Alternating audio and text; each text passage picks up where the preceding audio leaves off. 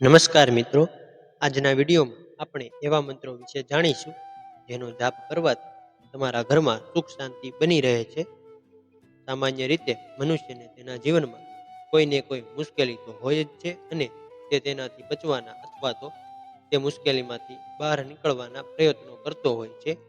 તો આજે અમે તમને જે મંત્રો જણાવીએ એ મંત્રોનો જાપ કરવાથી તમારી તમામ મુશ્કેલીઓનો અંત આવે છે. આ મંત્રો વિશે જાણતા પહેલા અમારી ચેનલમાં નવા આવેલા મિત્રો ચેનલને સબસ્ક્રાઇબ કરવાનું ભૂલશો નહીં અને કોમેન્ટ બોક્સમાં જય માતાજી જરૂરથી લખજો, જેથી કરીને તમારા કુળદેવીની કૃપા તમારા ઘર પરિવાર ઉપર કાયમને માટે બની રહે. તો ચાલો જાણીએ આ મંત્રો વિશે. ધાર્મિક માન્યતાઓ અનુસાર દરરોજ મંત્રોનો જાપ કરવાથી જીવનમાં સારું પરિણામ મળી શકે છે. આ મંત્ર આધ્યાત્મિક દ્રષ્ટિકોણથી ફાયદાકારક છે, પરંતુ સ્વાસ્થ્ય પર પણ તેના સકારાત્મક પરિણામો જોવા મળે છે. ચાલો જાણીએ કે કયા મંત્રો છે જેનો જાપ વ્યક્તિએ દરરોજ સવારે કરવો જોઈએ. હિન્દુ શાસ્ત્રોમાં કેટલાક એવા મંત્રો જણાવવામાં આવ્યા છે જેનો જો તમે રોજ સવારે જાપ કરશો તો તમારા પર દેવી દેવતાઓની કૃપા રહેશે. આજે અમે તમને એવા જ કેટલાક મંત્રો જણાવવા જઈ રહ્યા છીએ જેનો દરરોજ જાપ કરવાથી તમે જીવનમાં ઘણી બધી સમસ્યાઓથી છુટકારો મેળવી શકો છો. આ મંત્ર જેટલો સરળ છે તેટલો જ અસરકારક પણ છે, તેથી તેનો જાપ કરવો જોઈએ. આવી સ્થિતિમાં જો તમે તમારા દિવસની શરૂઆત ઓમ મંત્રથી કરો છો તો તમને કેન્દ્રિત કરવામાં મદદ કરે છે, તેમજ સ્વાસ્થ્યની દ્રષ્ટિએ દરરોજ ઓમ મંત્રનો જાપ કરવો વધુ સારું માનવામાં આવે છે. જો તમે દરરોજ લયબદ્ધ રીતે આ મંત્રનો જાપ કરો છો તો તે તણાવના સ્તરને ઘટાડી શકે છે. ગાયત્રી મંત્ર હિન્દુ ધર્મમાં પણ ગાયત્રી મંત્રને વિશેષ મહત્વ આપવામાં આવ્યું છે. એવું માનવામાં આવે છે કે દરરોજ ગાયત્રી મંત્રનો જાપ કરવાથી જ્ઞાન પ્રાપ્ત થાય છે અને આંતરિક શક્તિનો પણ વિકાસ થાય છે. આવી સ્થિતિમાં જો તમે દરરોજ સૂર્યોદય સમયે આ મંત્રનો જાપ કરશો તો તેનાથી નકારાત્મકતા તમારાથી દૂર રહેશે અને તમને શાંતિનો અનુભવ થશે. મહામૃત્યુંજય મંત્ર જે ભગવાન શિવને સમર્પિત છે તે સૌથી પ્રભાવશાળી અને શક્તિશાળી મંત્રોમાંનો એક માનવામાં આવે છે. આ મંત્રનો દરરોજ જાપ કરવાથી વ્યક્તિ ચોક્કસપણે આધ્યાત્મિક લાભ મેળવે છે. તે ભય, તણાવ અને ચિંતામાંથી પણ રાહત આપે છે. આ માટે તમારે દરરોજ સવારે ઓછામાં ઓછા 108 વાર આ મંત્રનો જાપ કરવો જોઈએ. ઓમ નમઃ શિવાય. આ મંત્ર પણ ભગવાન શિવને સમર્પિત એક સરળ પણ અસરકારક મંત્ર છે. આ મંત્રનો અર્થ છે, હું ભગવાન શિવ અને તેમની શક્તિને પ્રણામ કરું છું. દરરોજ સવારે આ મંત્રનો જાપ કરવાથી સાધક ભય, તણાવ અને ચિંતામાંથી મુક્તિ મેળવી શકે છે. આ મંત્ર ખૂબ જ અસરકારક માનવામાં આવે છે. આ માટે દરરોજ સવારે સૂર્યોદય સમયે આ મંત્રનો જાપ કરો. તમારા બંને હાથ તરફ જોઈને તમારા હાથને તમારા ચહેરા પર ફેરવો. આમ કરવાથી દેવી લક્ષ્મી તેમજ બ્રહ્મા અને સરસ્વતીની કૃપા પ્રાપ્ત થશે. ઓમ નમઃ શિવાય શબ્દને હિન્દુ ધર્મમાં ખૂબ જ પવિત્ર અને ધાર્મિક માનવામાં આવે છે. હિન્દુ ધર્મ અને શાસ્ત્રમાં કંઈ પણ ઓમ વગર અધૂરું માનવામાં આવે છે. કોઈ પણ દેવી અથવા દેવતાની પૂજા હોય, ઓમ શબ્દનું ઉચ્ચારણ સૌથી પહેલા કરવામાં આવે છે. હિન્દુ ધર્મમાં દરેક પવિત્ર મંત્રમાં ઓમ શબ્દનો ઉપયોગ જરૂરી માનવામાં આવે છે. શાસ્ત્રો અનુસાર ઓમ શબ્દને ભગવાન શિવનો અતિ પ્રિય શબ્દ માનવામાં આવે છે.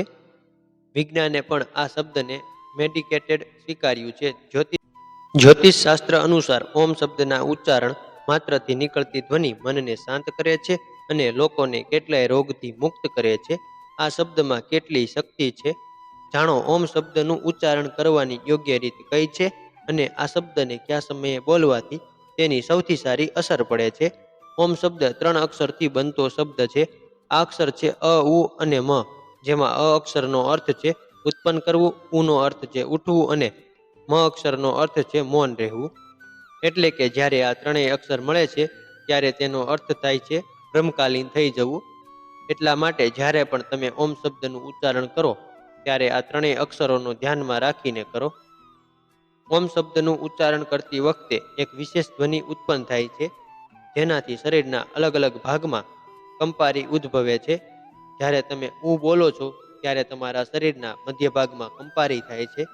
તેનાથી તમારી છાતી, ફેફસા અને પેટ પર ઘણી સારી અસર પડે છે. જ્યારે તમે મ બોલો છો ત્યારે તેની ધ્વનિથી મગજમાં કંપારી ઉદ્ભવે છે. તેનાથી મગજની તમામ નસ ખુલી જાય છે. શરીરના મહત્વપૂર્ણ ઓર્ગન્સ આ બંને ભાગમાં જ હોય છે. ઓમના સ્વરથી જે કંપન થાય છે તે શરીરને અંદરથી શુદ્ધ કરે છે. આટલું જ નહીં, આ તમારી સ્મરણ શક્તિ અને ધ્યાન કરવાની ક્ષમતાને સુધારે છે. ઓમના ઉચ્ચારણથી માનસિક શાંતિ મળે છે. માન્યતા છે કે આ શબ્દનો સ્વર એટલો પવિત્ર હોય છે કે જો તમે તણાવમાં હોવ તો તમારો તણાવ પણ તેનાથી દૂર થઈ જાય છે. આ શબ્દ વિચારવા સમજવાની પદ્ધતિને બદલી નાખે છે અને નાની નાની મુશ્કેલીઓમાંથી બહાર નીકળવાનો માર્ગ દર્શાવે છે. ઓમ શબ્દ બોલવાનો યોગ્ય સમય કયો છે? તો મિત્રો, દરેક વસ્તુ કરવા માટેનો એક યોગ્ય સમય હોય છે. કોઈ પણ મંત્રનું ઉચ્ચારણ કરવાનો પણ એક સમય હોય છે. જો તમે કોઈ પણ મંત્રને કોઈ પણ સમયે બોલવાનું શરૂ કરી દેશો તો કદાચ તેની સારી નહીં પરંતુ ખરાબ અસર પડી શકે છે. તેવી જ રીતે ઓમ મંત્ર બોલવાનો એક યોગ્ય સમય હોય છે. કહેવાય છે કે જો તમે ઓમ શબ્દનું ઉચ્ચારણ કરવા ઈચ્છો છો અને તેનો લાભ મેળવવા ઈચ્છો છો તો તમારે સવારે સૂર્યોદય થતાં પહેલા કોઈ શાંત જગ્યા પર સુખાસન મુદ્રામાં બેસીને ઓમ શબ્દનું ઉચ્ચારણ કરવું જોઈએ. ધ્યાન રાખો કે જ્યારે તમે ઓમ શબ્દનું ઉચ્ચારણ કરો ત્યારે તેની સંખ્યા 108 હોવી જોઈએ. જ્યારે તમે ઓમ શબ્દનું ઉચ્ચારણ કરો ત્યારે તમારે માત્ર આ શબ્દ પર જ સંપૂર્ણ ધ્યાન કેન્દ્રિત કરવાનું છે. આ શબ્દ બોલતી વખતે તમારે અંદરથી તેને ફીલ કરવાનો છે. આ શબ્દના ઉચ્ચારણના સમયે તમારે ધ્યાન કરવાની સાથે સાથે આ શબ્દને જોવાનો પણ છે, પરંતુ મનની આંખોથી. તેના માટે તમારે આંખો બંધ કરીને ઓમ શબ્દનું ઉચ્ચારણ કરવું જોઈએ. તેનાથી તમે સંપૂર્ણ ધ્યાન કરીને અને મનથી આ મંત્રનો જાપ કરી શકશો. તો મિત્રો, અમે તમને જણાવેલા મંત્રોનો ઉપયોગ એકવાર જરૂરથી કરજો અને અમારો વિડીયો પસંદ આવ્યો હોય તો વિડીયોને લાઈક કરી ચેનલને સબસ્ક્રાઈબ કરી લેજો, જેથી અમારા વિડીયો આપને સમયસર મળતા રહે. ખૂબ ખૂબ આભાર. જય માતાજી.